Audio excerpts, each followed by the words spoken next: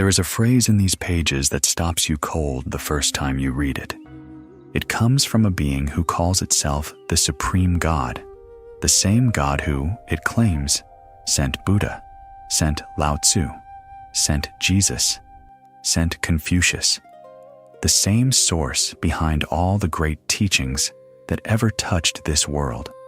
And this God, speaking directly to a small group of followers in southern Vietnam in 1926, says 7 words that contain everything. Catch con la Thầy, Thầy la catch con. You are me, I am you. Not as a figure of speech, not as encouragement, as a plain statement of what is real. Sit with that for a moment tonight. This is a summary of Thánh Ngôn Hiệp Tuyển, Collected Holy Scriptures, Volumes 1 and 2, The Sacred Texts of Cao Đài, a Vietnamese religion that emerged in 1926 and now counts millions of followers worldwide. The teachings were transmitted through spirit seances, said to come directly from the Supreme Being. Tonight, we are going to the deepest layer of this text, the teachings on who you actually are, what the self really is, and what it means to wake up. If you want a summary like this every week, subscribing takes 1 tap. Here's the problem these teachings are addressing, stated plainly. You walk through your life believing you are a separate, isolated self. You compete, accumulate, compare. You are afraid of death because you think you are the body. You look for God outside yourself, in temples, in rituals, in other people's approval, and you rarely find what you were hoping for. You carry something that the text calls Phàm Tâm, the worldly mind, the ego self, and it whispers to you constantly, protect yourself, get more, be careful. You might lose everything. And beneath all that noise, something quieter has been waiting. The question these texts ask, and they ask it across hundreds of pages in hundreds of different ways, is this: what if the thing you were looking for was the thing you already are? Let us begin with how God describes itself and what it says about you. The Supreme Being in these texts does not sit at a distance behind clouds. It opens the very first teaching with this: if it did not exist, nothing in the universe would exist. Not one star, not one breath, not one thought. The entire cosmos pours out from a single source. But then it goes further. From one original consciousness, what the text calls Chơn Thần, the divine spirit, everything radiates outward. All the Buddhas, all the saints, all the celestial beings, every single human soul across every era of history. And then, in one of the most direct statements in the entire text, it says, Thầy la chu Phật la Thầy, Kachkon la chu Phật la Kachkon. I am all the Buddhas. The Buddhas are me. You are all the Buddhas. The Buddhas are you. This is not poetry dressed up as religion. This is a metaphysical claim, repeated and reinforced across both volumes. There is one source, you came from it, and you have never left it. The separation is not real. You only believe it is. One practitioner named Trung, sitting at a séance table in Saigon in 1926, received this teaching and reportedly went quiet for a long time afterward. No one recorded what he was thinking, but you can guess. Tomorrow morning, before you check your phone or start your day, sit for 2 minutes with one question. What if nothing about me is actually separate from what I call the divine? Let whatever answer rises, rise. Then go about your day. Now here is where the ego enters, and where the problem begins. The texts describe something called Phàm Tâm, the mortal mind, the ordinary self. This is the layer of consciousness that forgets its divine origin. It gets attached to reputation, to comfort, to being right, It turns mean under pressure. It competes inside the very community meant to dissolve competition. The teaching says bluntly, this mind does not serve you, and it does not serve the people around you. Set against Phàm Tâm is Thánh Tâm, the sacred mind, the holy heart. This is the layer that still knows what it is, the mind that acts from love rather than fear, from service rather than accumulation, from clarity rather than grasping. Where the mortal mind contracts, the sacred mind opens. Where the mortal mind defends, the sacred mind gives. These two minds live in the same body, in the same person listening to this right now. The sacred texts do not tell you to destroy the ego. That is not what the teaching asks. They tell you something more precise. Recognize which mind is speaking at any given moment. Because the mortal mind is loud. It shouts. It produces urgency and crisis and offense. The sacred mind is quieter. It waits. It is there when the noise settles. One teaching puts it this way: Tu je hoi tam tam si de. Ask your own heart, and your heart will teach you. Not a guru, not a ceremony, not a scripture. Your own heart, if you get still enough to hear it. Here is what that looks like tomorrow morning.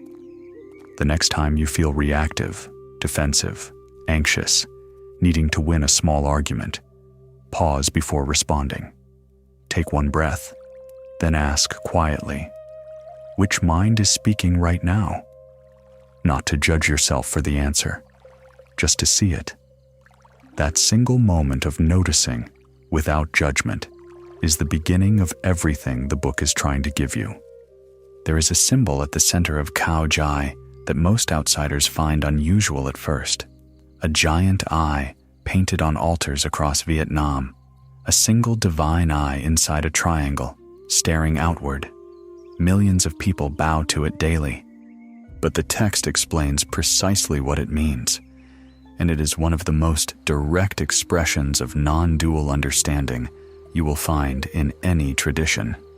Nhan Tichu Tam, the eye governs the heart-mind. Quang Thi Than, Than Thi Thien, Thien Gia, Nga Gia. The light of the eye is spirit. Spirit is heaven. Heaven, that is I. The teaching is saying, the awareness that looks out through your eyes is the same awareness that is the universe. God does not observe you from a distance. God sees through you. The eye that is looking out is the eye of the divine looking at itself. This is the moment in the text where non-duality stops being an intellectual concept and becomes something you can feel. Not an idea you grasp on Tuesday and lose by Thursday. A fact you can return to. Right now, the awareness reading these words, where exactly does it end, and where does everything else begin? Most people have never been asked that question seriously. The Cao Đài texts ask it from the very first page. Now the teachings turn practical, because recognizing this unity is one thing, living from it is another matter entirely. The text is honest about this. It does not pretend that enlightenment arrives one afternoon and never leaves. It says clearly that the Chön Thần, the true spirit, the immortal self, is real, but fragile in its current condition. It can be clouded by habit, by desire, by the accumulated weight of choices made over many lifetimes. The inner work is real, and it is not always comfortable. One teaching describes a genuine practitioner as a good seed. Planted in earth, it grows, flowers, and multiplies, giving endlessly. A person who ignores this inner life is like a rotted seed. It cannot grow at all. The comparison is exact, not cruel, exact. The text also makes a statement that sounds almost scientific. Everything with physical form will eventually be destroyed. Temples collapse, titles expire, wealth disperses, bodies die, but the formless, the vo-vi, the field of pure spirit, has no end. It cannot be killed. It cannot fade. It was before the universe began, and it will be after the universe ends. This is why the teachings push so hard against attachment to status, to rank, to comfort, to being seen, not because those things are evil, but because clinging to them is gripping a handful of water. The tighter you hold, the faster it goes. What cannot be taken from you is what you actually are. Practical step for this week. Identify one thing you are holding too tightly. A position, a relationship you are trying to control, a need for a specific outcome. You do not have to give it up. Just ask yourself what it would feel like to hold it 10% more loosely, to still care, but without the clench. That small shift, practiced daily, changes everything. The open question from the beginning of this summary was the 7-word teaching. You are me. I am you. By now you can hear what it actually means. It is not that you are God in the sense of being beyond consequence. The texts are clear that choices carry weight, that karma is real, that effort and service matter enormously. The Supreme Being in these pages is not handing out permission to do whatever you want. It is pointing at something more radical, the deepest layer of who you are, the one beneath the name, beneath the roles, beneath the fears and ambitions and old stories. That is not separate from the source that made everything. The ego spends a lifetime trying to become something, to prove something, to secure something. And all along, the one thing that could never be taken away, the one thing that never needed to be earned, was already present. There is a passage near the end of the teaching cycle where the Supreme Being says something that lands like a hand on the shoulder. Thuong yu la chia qua motam thap luk thien, kuk lak the gioi va bach ngoch kin. Love is the key that opens the 36 heavens, the pure land, the palace of white jade. Not technique, not doctrine, not perfect behavior. Love, the kind that does not depend on the other person deserving it first. The kind that flows from knowing what you are, and therefore, knowing what everyone else is too. The same source, looking at itself through different eyes.